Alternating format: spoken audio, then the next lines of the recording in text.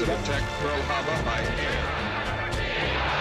Ask not what your country can do. Kennedy has been shot.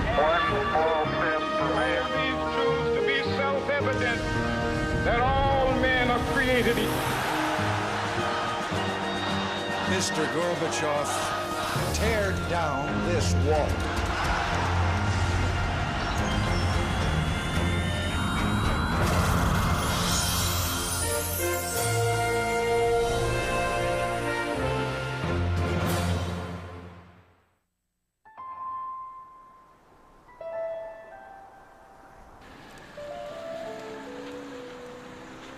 On the first Sunday in December 1941, Americans were doing what Americans did on any normal Sunday. I'd been to see another string of interminable westerns at the Plaza, which we went every Saturday and Sunday, and Guns of the Pecos was the movie that was playing. My father and I were in the living room listening to the Giants football game. My father was sitting next to me suddenly when they announced that Pearl Harbor was attacked. We interrupt this program to bring you a special news bulletin. The Japanese have attacked Pearl Harbor by air. I came home to a household that was somber and quiet, and the radio was on, and was told that the Japanese had bombed Pearl Harbor, which I had no idea where it was. I'll tell you what struck my mind. I thought it was somewhere in Oregon.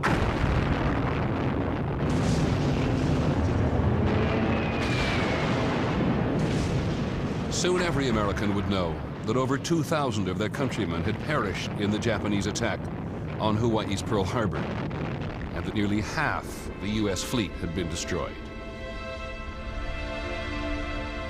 Well, it was absolute horror. People were just shocked. When it happens, you don't know what to think. You're just standing there wondering what happens now. And it was terrifying. We sat down and looked at each other for a couple of minutes, and Max said, "No more civilian clothes."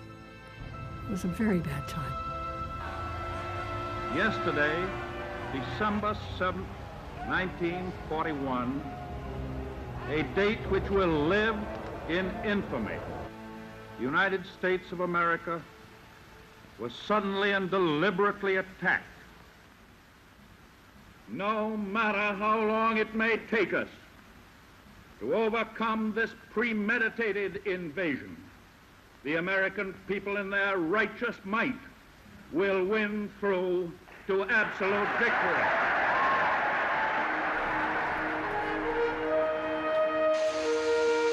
President Roosevelt told an America shocked out of its isolation and innocence that in order to win this war, every man, woman, and child would have to become part of the fight.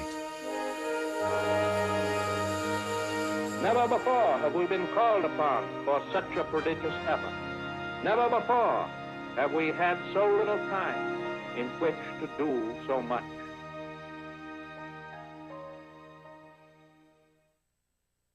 We may forget at the end of the century that America in the early 1940s was far from a superpower.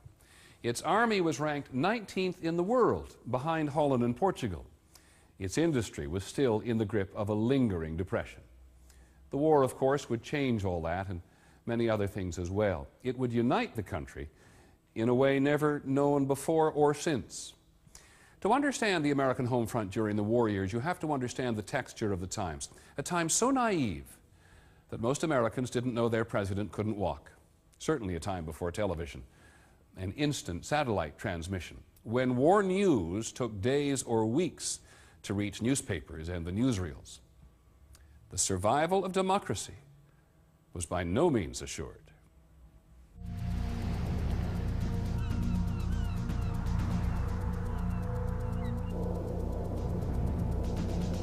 I remember as a young boy, fear of the Japanese, that submarines were going to come up in Santa Monica, and there was a lot of fear then.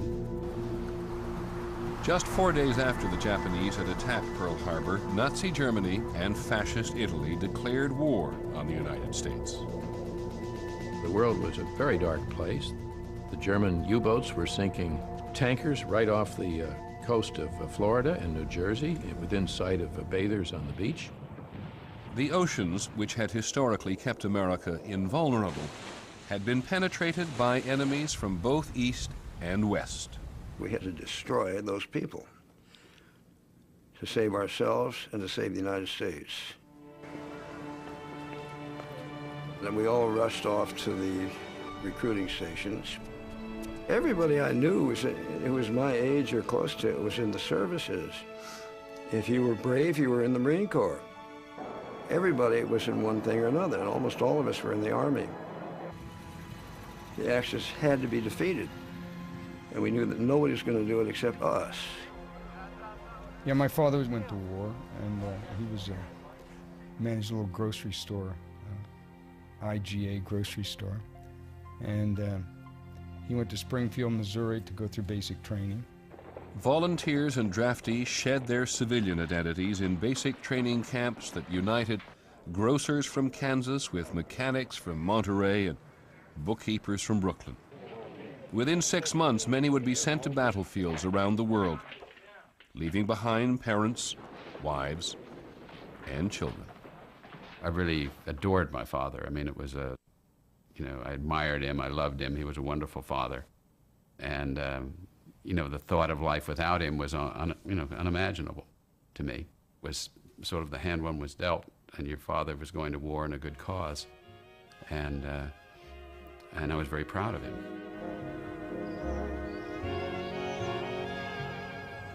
We got married, and then he enlisted. His goal was to be a pilot on a B-24, and he achieved it. He was commissioned as a second lieutenant. He got his wings the same week his son was born. We were taught when your husband becomes an officer, you're an officer's wife. And you do not show any emotions when they go overseas. You hold it back no matter what, no crying. And we did that. It was tough, but we did it.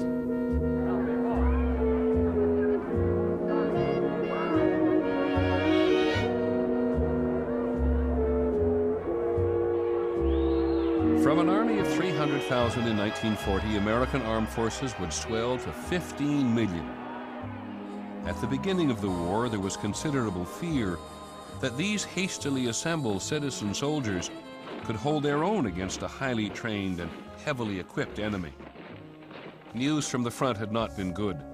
3 months after Pearl Harbor, the Japanese had inflicted a series of humiliating defeats on an America whose confidence was shaken. On February 23rd, 1942, the president tried to calm and to rally a frightened nation. This is war. The American people want to know and will be told the general trend of how the war is going. The president had asked every American to follow his speech on a map. I had huge maps on my wall from the backs of newspapers. I marked it with crayon, and I remember putting arrows and X's and circling towns. We Americans have been compelled to yield ground, but we will regain it. I remember his confidence and the tone of his voice and the closeness that you felt to him. He was a beacon of light. Oh boy, when he came on the radio. Soon, we and not our enemies will have the offensive. We, not they, will win the final battle. He had the capacity of moving us with words, of inspiring the country, of lifting the country to do more than it might do otherwise. There is one thought for us here at home to keep uppermost: the fulfillment of our special task of production, uninterrupted production. So make your mind up when you get out of bed. Work your head off so you can keep your head. Government films pounded home the fact that America not only had to supply its own troops, but meet the needs of its allies as well. Workers in cities across the country responded. During the war at night, the mills would be going full blast, and the sky would pulse red with the blast furnaces going off. And we were told at school, and we heard on the radio and saw in the newspapers that Pittsburgh was helping to win the war. In Detroit, it took just 9 months to convert the entire capacity of the American automobile industry to war production. They dubbed Detroit as the arsenal of democracy. The plants operated 24 hours a day, around the clock. You had bombers coming off the line every 5 minutes. Work till they almost fall out, then somebody take your place. I was working on the Jeeps. We sprayed the Jeeps with this olive paint. Can you imagine working 18 and 24 hours a day, staying in the shop? You run home and look at your family and run back to the shop again. With existing manpower strapped to the limit, there was another pool of workers ready to be tapped.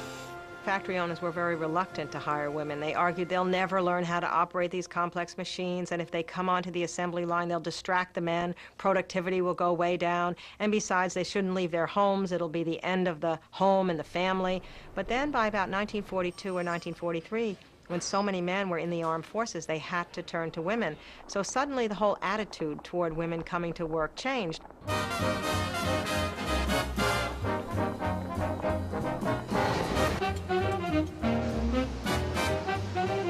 Between 1940 and 1944, the number of women in war-related industries rose 460% to a high of 19 million, a full third of the entire civilian workforce. Half of those women were wives and mothers who had never held jobs before. My mother was a nice lady who baked and cooked and cleaned house and whacked her kids around to make sure they stayed in line. And suddenly, she's running a machine at an aircraft factory. She felt she needed to do something. I think there was an underlying, unexpressed kind of patriotism, not the kind that waves flags, but it was the kind that loved our lives, that loved our country, and we all worked for one reason: to get those airplanes in the sky. In Boeing's Seattle plant, half the workers were women. In just 4 years, they turned out over 12,000 B-17 bombers. They call it the Flying Fortress. Most awesome plane. Oh, what a feeling of accomplishment. Even if you only did the riveting and on part of it, they couldn't have done it without you. I became an ABS welder, top of the line. I wore a leather suit. I had a helmet with glasses through it. I pulled this down, I could see through the glass in the helmet. I had a acetylene torch to join pieces of steel together. I was determined that I was going to build ships to show Japan that we would hit back.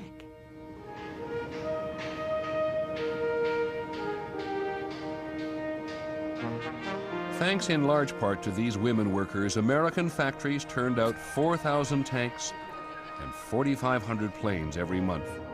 And ships, which used to take 1 year to assemble, were now being completed in 17 days. Production expectations were not only being met, they were being surpassed. The war years at home, said First Lady Eleanor Roosevelt, were no ordinary time, and no time for weighing anything except what we can best do for the country. Beyond the sacrifices, large and small, being asked of every American, the social fallout from the war's demand for men and material would change America forever. The American family would be restructured as mothers now left their homes and children to do their part on the nation's assembly lines. There was this thing called the war effort, and it took on a life of its own. You had to be doing something for the war effort. Lights out up there! My father was an air raid warden, and when Patrick Joseph Shine said on Lancaster Street in his rich Irish tenor voice, "Lights out." The damn lights went out all over the neighborhood. Name, please. Bud Abbott. That spells mine. You don't understand. Hollywood stars left stateside did their part too, becoming pitchmen for war bonds. Bond. You're saving your money by lending it to Uncle Sam. See, Uncle Sam needs that money to build ships and planes, tanks. And what? Tanks. You're welcome. Virtually everyone would do something for the war effort. At the very least, that meant adjusting to the rationing of a slew of items formerly taken for granted. There was gas rationing, and you had either A stickers or B stickers or C stickers, which you put in the windshield of your car, and it told how much gas you were allowed. Cut the use of your car. Save its tires by driving slowly and by driving less. The president appealed to a national sense of collective sacrifice, asking Americans not only to do without, but to actively collect the materials of war. Turn in all the old rubber anywhere and everywhere. People sent in their rubber toys from their dogs that had died with a letter saying this was Snuffy's favorite toy and please contribute to the rubber scrap drive. Women cut up their girdles and sent them to Roosevelt personally. Kids would gather up the rubber, gather up the aluminum. There were kids' memories collecting tin foil. Everybody felt that what they did mattered, and that just was as I reflect back on it, of just inestimable importance. And so too were the newsreels and the propaganda films which united the home front in its hatred of the enemy. I remember going and seeing the newsreels, you know, cock-a-doodle-doo, and there you were in the war. I saw it all, you know, invasion of Europe and Africa.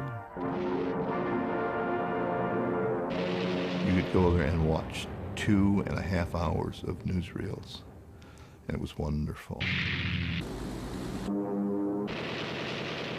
It was all bombs and shells. We were immersed in it.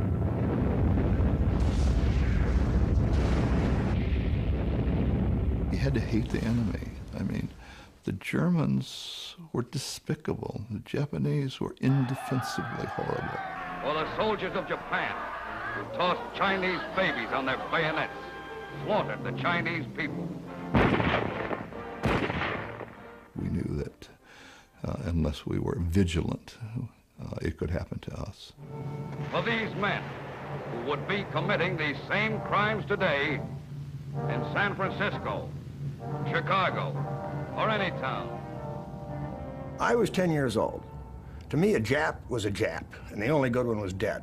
And I suspect that I pretty well reflected most people in this country in the response to the depiction of the Japanese.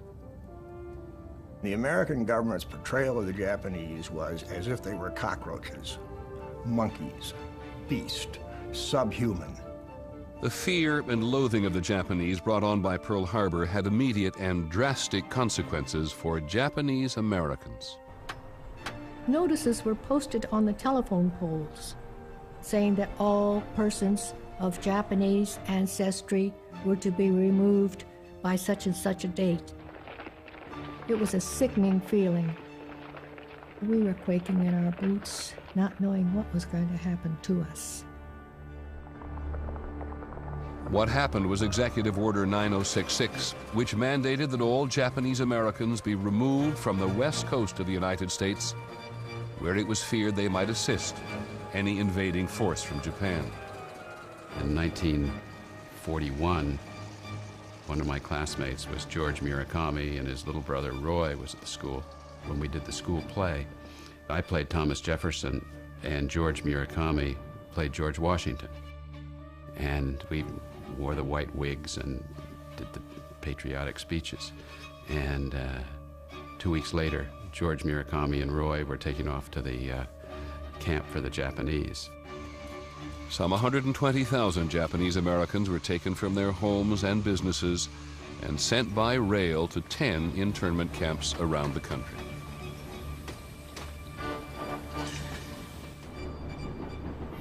everybody was beginning to settle down on the train.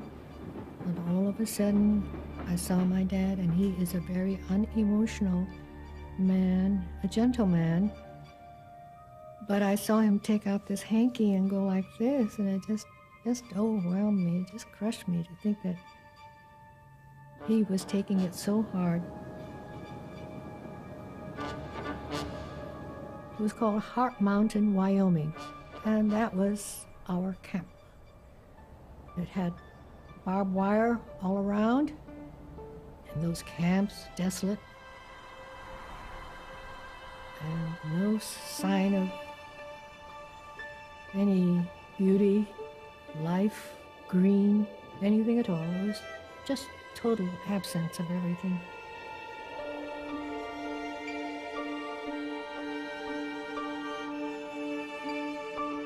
One of the few government officials who objected to the internment of Japanese Americans was FBI Director J. Edgar Hoover. He said the camps were the unnecessary result of wartime hysteria. The fact that we were going to be incarcerated in these camps is a devastating feeling.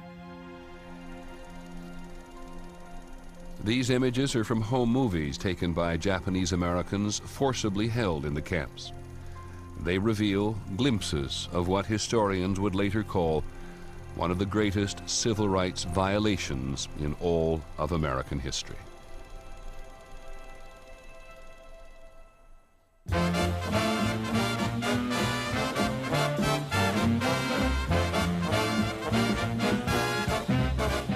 While defense plants were running around the clock during the war, so were the USO dance halls. I was in Seattle, port of embarkation. We were up to our ears in men. All of the services came through there on their way to wherever they were going. We had a great time. If they couldn't dance, we taught them. And if we didn't know their steps, they taught us. We knew those guys were on their way overseas. This was going to be maybe their last big party.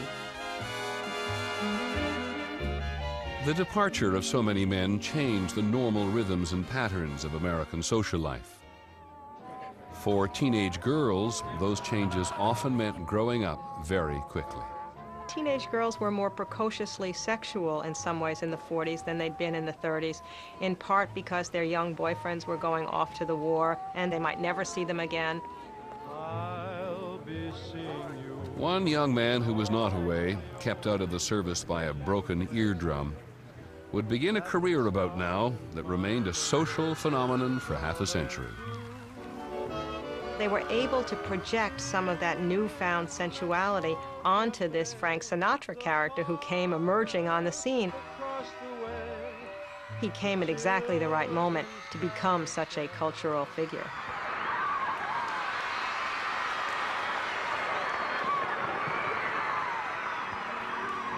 Night and day, you are the one. He was an idol. I mean, he was my heartthrob, my swoon man, everything. I was a true Bobby Sox screamer. The men at the time were less enamored of Sinatra. The Army newspaper, Stars and Stripes, observed, mice make women scream too.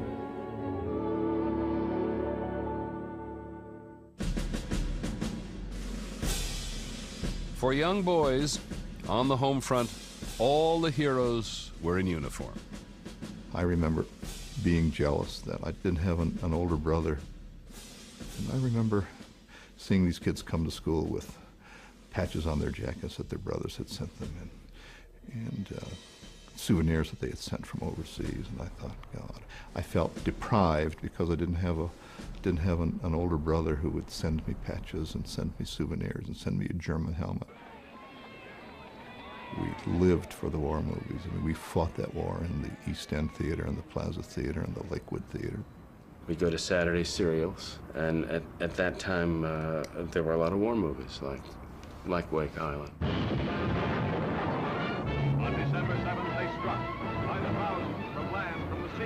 anything from So Proudly We Hail to the Purple Heart to Operation Burma. We got fired up in the movies. I remember once during a movie called Bataan. We were losing badly. I think Robert Taylor was trying to hold the Japanese back and couldn't. And Lefty Brosnan, one of the kids in the neighborhood, stood up and threw a golf ball at the screen to try to stem the Japanese onslaught. And all he did was mess up the screen for the rest of the war because it had a big patch in it that you could always see there, you know, and that was Lefty's patch. We played war constantly. We made our own rifles out of wooden boards. We made machine guns out of fence posts, cutting down the enemy. But we had no concept, absolutely none. Nor did most of our parents, absolutely how brutal it was. Families on the home front weren't likely to get much of the truth about the war from the letters that GIs wrote home. What they were doing was assuring their people that they were okay, not in any danger, usually an intense lie, that we were going to win the war very soon, and please send another pair of dry socks, and things like that. I mean, nobody ever told the truth. You know, I'm sick to death of this. I think I'm going to have a breakdown. I think I'm going to get mad. You didn't say that kind of thing, because it would have bothered the recipient.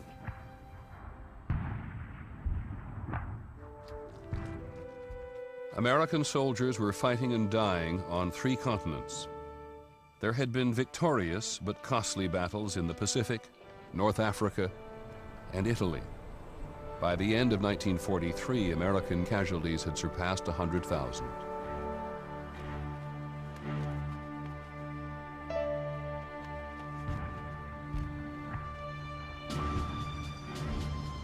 People with fathers or brothers or sons in combat were always conscious that someday that knock on the door and the Western Union man would be there with a telegram,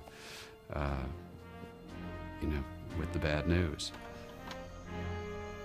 Every time the doorbell rang and I didn't know anybody was coming, you were sitting there, is this my telegram, you know? And finally it came. We just couldn't believe it. They were coming back from Berlin. As they were getting closer to England, they got near Benty, Germany, they were hit by flak, and they shot the plane down. Officers had to wait to jump before the other fellows jumped out. So he was about one of the last ones out. He jumped and his parachute never opened. He was too close to the ground. Out of 10 men, 3 of them came back.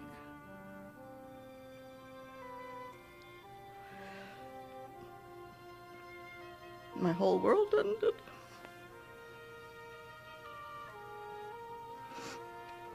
He was a pilot. We were proud of him. I still am. This was increasingly familiar on the home front. The gold stars placed in the windows of families who had lost a loved one. The realization that this was not fun anymore came to us when the kids from the neighborhood started dying in the war. 2 brothers of 2 of my classmates died in that war, and Jack Callahan being one, and Jimmy Warkomsky being the other.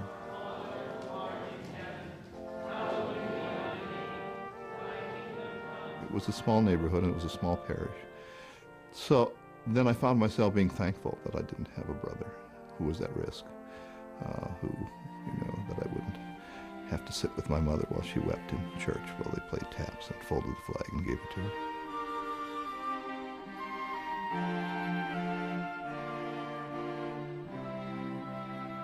As the death toll rose, so did American resolve.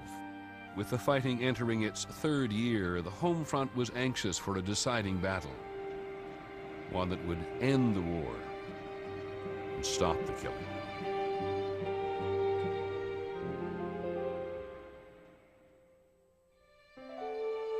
By the spring of 1944, the home front was obsessed with questions over when and where the war's decisive battle would take place.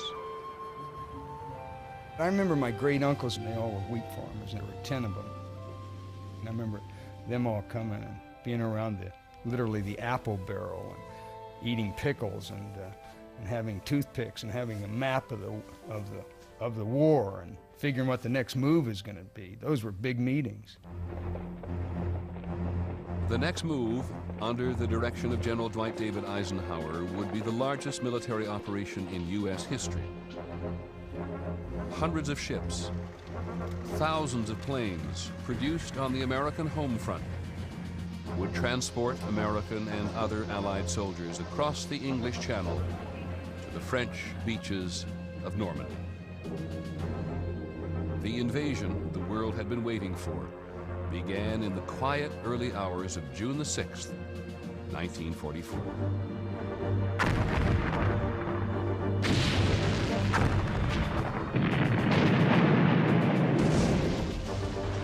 It was called D-Day, and it was a bold gamble that, even if successful, would have an enormous cost in lives. Almighty God, our sons, pride of our nation, this day have set upon a mighty endeavor to lead them straight and true. It was a wonderful moment of national unity when Franklin Roosevelt read a prayer that had been printed in the afternoon editions of the newspaper so people could pray along with him. The impulse to pray was just overwhelming. The churches were filled from sea to shining sea, from the Gulf of Mexico to the Arctic Ocean. The church bells clanged and the people were in the pews praying. Oh, it was a very big event.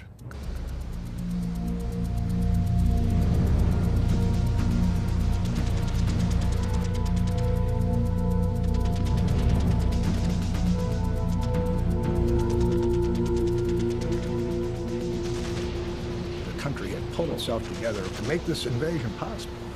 And it was the great achievement of the American Republic in the first half of the 20th century, the D-Day invasion, and it was treated as such here in this country. Blasting big headlines, Second Front, D-Day, invasion. It meant we were now invaded the European continent, and it was the beginning of the end. Indeed it was. The Allies were now fighting their way across France. And just 2 months after D-Day, Paris was liberated.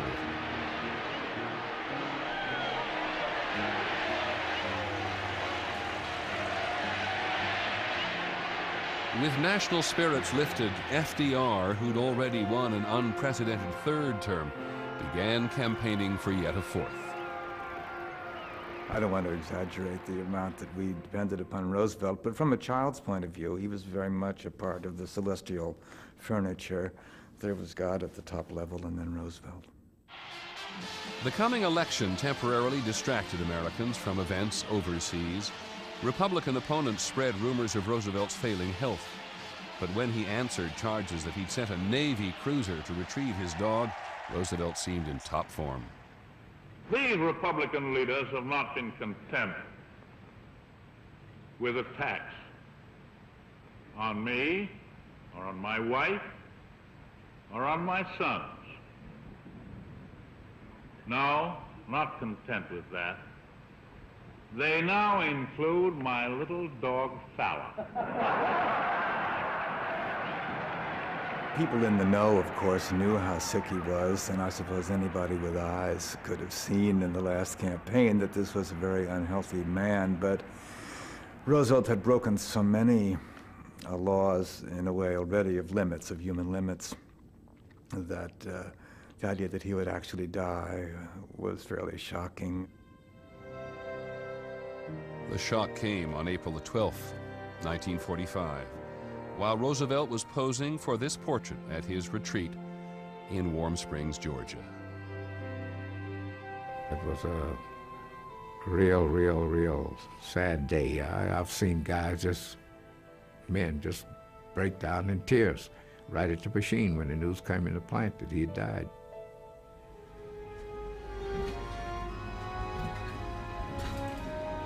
You could see the impact that his life had made on the American people when that famous train ride took place from Warm Springs, Georgia to Washington, D.C. Hundreds of thousands of people came out just to watch his body go by on the train, simply as a tribute to the fact that this man had been their leader through the two greatest crises of their lives, the Depression and then the war itself. That was the most mournful period that I'd ever seen. No hero that I knew of in America, I think, touched Americans so much. I mean, I saw my mother crying, my father was weeping. It was a tragedy for everybody.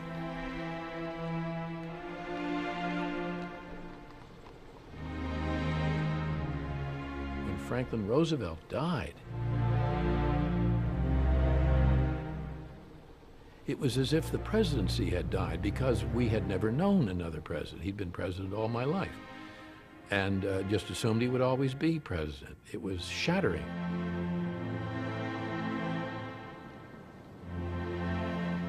Of course, I was very sorry when he died, but I didn't burst into tears. It didn't bother me as much as it bothered some people who didn't exist in an atmosphere of death as I did. For me, the war was about death. And hundreds and hundreds of thousands of people, important and unimportant, were being killed all the time. He was just another casualty to me.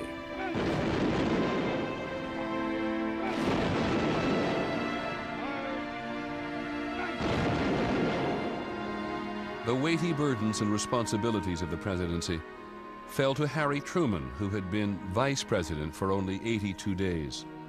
To stunned and confused Americans who thought of Roosevelt as a father, the new president was at best a distant uncle.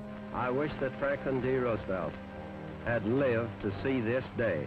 Truman had a chance to inspire some confidence when, less than a month after Roosevelt died, he announced Germany's surrender.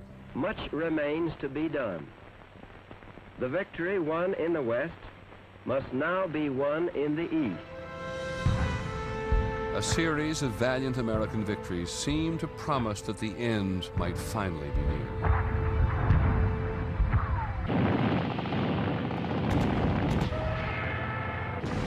Japan knew Japan was defeated, and we knew Japan was defeated. The question was, would they surrender? And the Japanese did not surrender.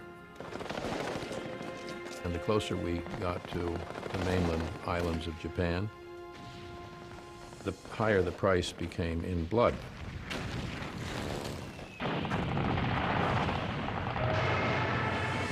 Suicidal kamikaze attacks suggested to Americans that the enemy would fight until the bitter end.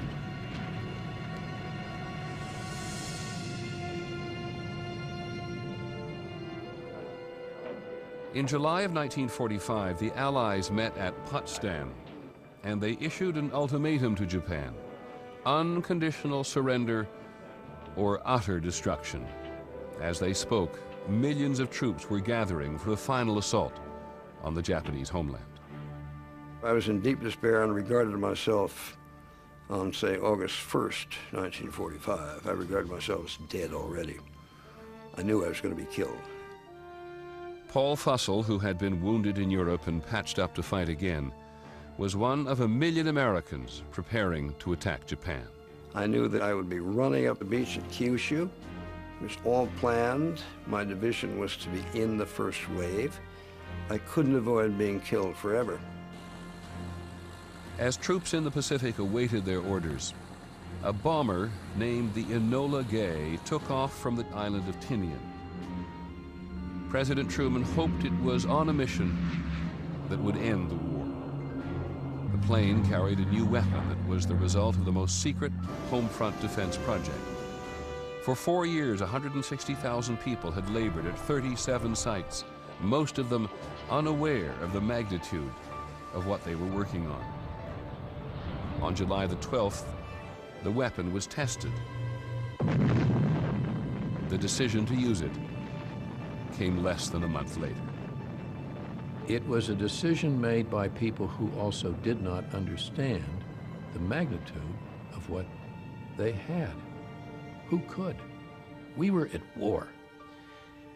And we were fighting an enemy who had not shown any inclination toward mercy whatsoever.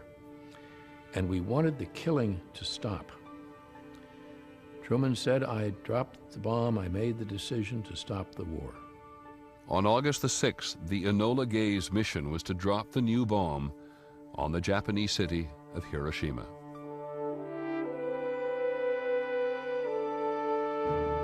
I remember hearing on the radio that an atom bomb had been dropped. And in my head, I spelled it A-D-A-M and wondered, what is this atom bomb? And, why is it so powerful? The world had never seen anything like it. A single bomb that could level an entire city. 3 days later, a second atom bomb was dropped on Nagasaki. The almost inconceivable idea of Japanese surrender was now suddenly at hand.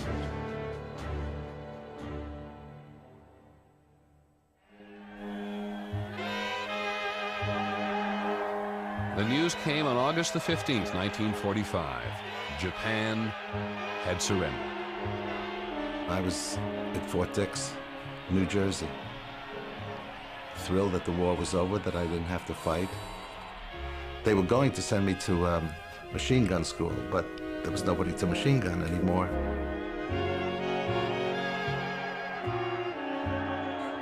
It was awesome. It was crazy. Everyone was screaming and laughing and yelling, and it was wonderful. War was over. Done. Finished. We won. We were so happy. I had to retire to my little tent, close the curtain, and just sit there and cry for several hours. Very powerful emotional feeling to be redeemed from certain death into life again.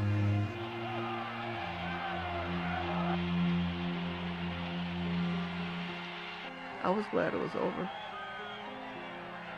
I didn't go downtown or anything like that. For me, it was over a long time ago, right?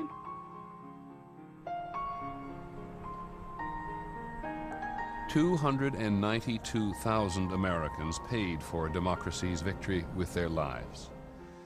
The 11 million veterans who did return came home to an America seemingly untouched by war, except for one thing. America's pre-war innocence and naivete had disappeared. The day that the Japanese surrendered, I remember going next to our next-door neighbors, Mrs. Lucido, and I said, Mrs. Lucido, the war's over, the Japanese have surrendered. And she threw open the kitchen window and said, yeah, the next one will be with Russia. Closed the window, and that was the conversation.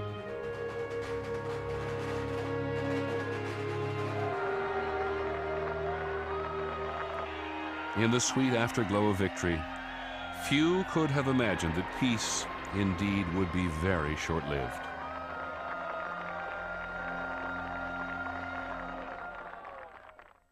America's returning veterans and their families would forge a prosperity the likes of which the world had never seen. That's on the next episode of The Century, America's Time. I'm Peter Jennings. Thank you for joining us.